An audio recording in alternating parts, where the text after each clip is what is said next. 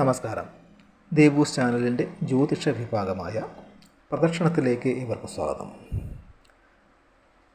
പ്രദക്ഷിണത്തിൻ്റെ കഴിഞ്ഞ എപ്പിസോഡിൽ മേടം മുതൽ കന്നി വരെയുള്ള രാശിക്കാരുടെ ഒക്ടോബർ മാസഫലങ്ങൾ വിവരിച്ചു.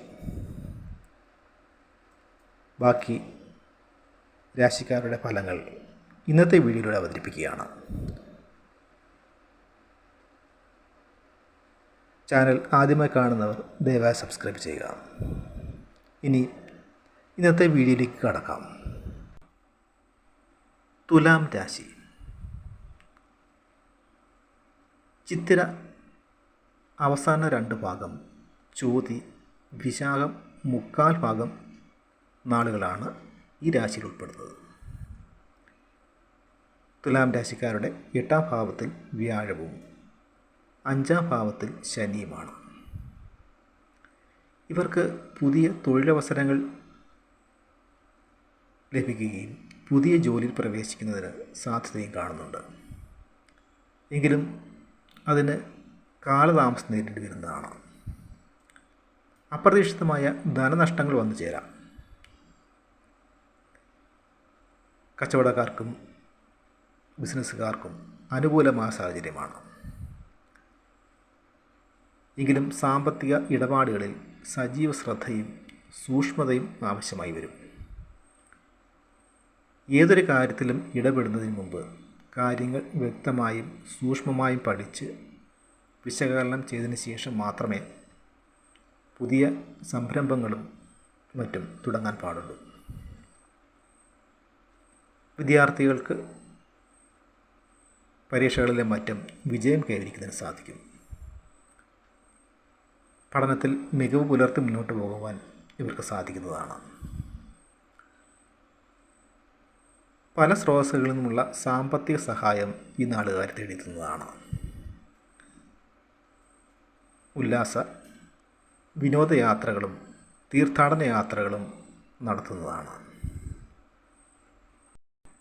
ഇനി വൃശ്ചികം രാശിയുടെ ഫലങ്ങൾ നോക്കാം.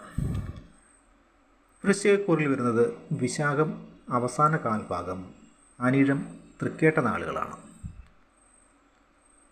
ഈ രാശിക്കാർക്ക് 7ാം ഭാവത്തിൽ വ്യാഴവും 4ാം ഭാവത്തിൽ ശനിയും സഞ്ചരിക്കുന്നു. കാര്യങ്ങൾ നേടിയെടുക്കുന്നതിന് കഠിനാധ്വാനവും കാലതാമസവും വേണ്ടിവരുന്നതാണ്. സ്വയം തൊഴിൽ ചെയ്യുന്നവർക്ക് പല പ്രകാരത്തിലുമുള്ള പുരോഗതി കൈവരുന്നതാണ്. വ്യാഴത്തിൻ്റെ 7ാം ഭാവത്തിലെ സ്ഥിതി ഗുണഫലങ്ങൾ പ്രദാനം ചെയ്യുന്നു. നിരന്തരമായ പരിശ്രമങ്ങളിലൂടെ പുതിയ തൊഴിൽ നേടിയെടുക്കുവാൻ സാധിക്കും. സന്തോഷകരമായ സാഹചര്യങ്ങളിലൂടെ കടന്നു പോകുന്നതാണ്. വിദേശ ജോലിക്ക് ശ്രമിക്കുന്നവർക്ക് അതിന് സാധ്യമാകുമെങ്കിലും പണച്ചെലവ് വർദ്ധിച്ചു വരുന്നതാണ്. ഗൃഹനിർമ്മാണം പൂർത്തീകരിക്കുകയും ഭൂമി എഴുത്തുകുത്തുകൾ നടത്തുകയും ചെയ്യും. കൃഷിയിൽ നിന്ന് നേട്ടങ്ങളുണ്ടാകുന്നതാണ്. കുടുംബത്തിൻ്റെ അന്തരീക്ഷം സ്വച്ഛമാവുകയും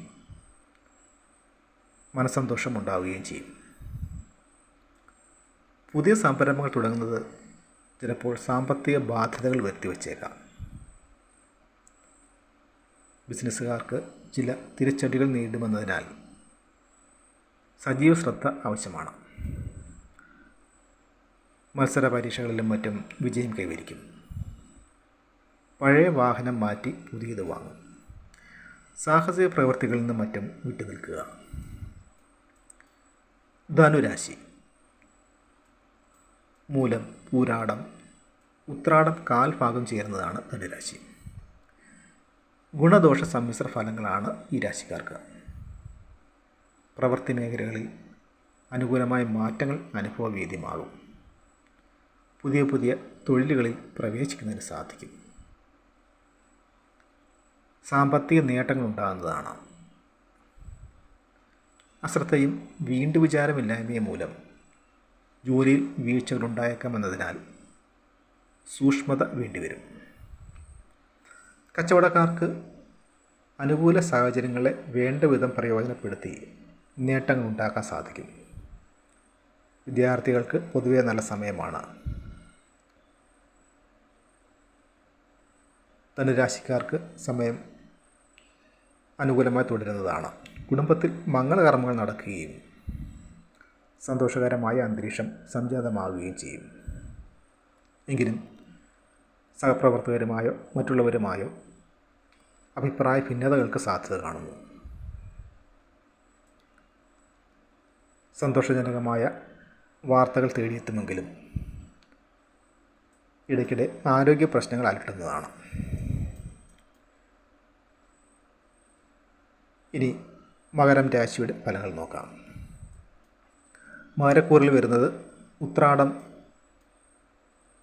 ബാക്കി ഭാഗം തിരുവോണം, അവിട്ടം ആദ്യ 2 പാദങ്ങളാണ്. ഇവരുടെ 2ാം ഭാവത്തിൽ ശനി സഞ്ചരിക്കുന്ന സമയമാണ്. ഈ രാശിക്കാരെ സംബന്ധിച്ചിടത്തോളം അത്ര അനുകൂല സമയമല്ല. പ്രവർത്തന രംഗങ്ങളിൽ പ്രതികൂലമായ സാഹചര്യങ്ങൾ ഉണ്ടാകുന്നതാണ്. സാമ്പത്തിക നഷ്ടങ്ങൾ ഉണ്ടായേക്കാം. പുതിയ സംരംഭങ്ങൾ ഏർപ്പെടുന്നതിന് മുമ്പ് കാര്യങ്ങൾ വേണ്ടവിധം പഠിച്ച് മനസ്സിലാക്കേണ്ടതുണ്ട്. സാമ്പത്തിക ഇടപാടുകളിൽ സജീവ ശ്രദ്ധ വേണ്ടി വരുന്നതാണ്. അല്ലാത്ത പക്ഷം അത് നഷ്ടങ്ങൾക്കിടയാക്കിയേക്കാം. ഉദ്യോഗസ്ഥർക്കും രാഷ്ട്രീയക്കാർക്കും സമയം അനുകൂലമാണ്.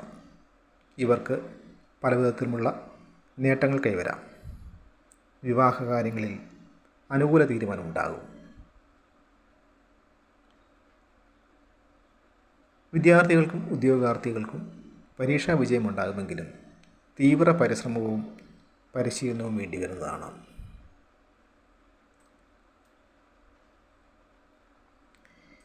ഇനി കുംഭം രാശിയുടെ ഫലങ്ങൾ നോക്കാം. കുംഭം രാശിയിൽ വരുന്നത് അവിട്ടം ബാക്കി ഭാഗം, ചതയം, പുരുരുട്ടാതി 1/4 ഭാഗം നക്ഷത്രക്കാരാണ്.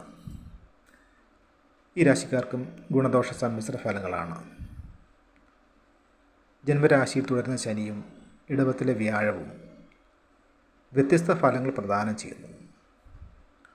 പുതിയ ജോലിയിൽ പ്രവേശിക്കാനിരിക്കുന്നവർക്ക് കാലവിളംബം നേരിടേണ്ടതായി വരും.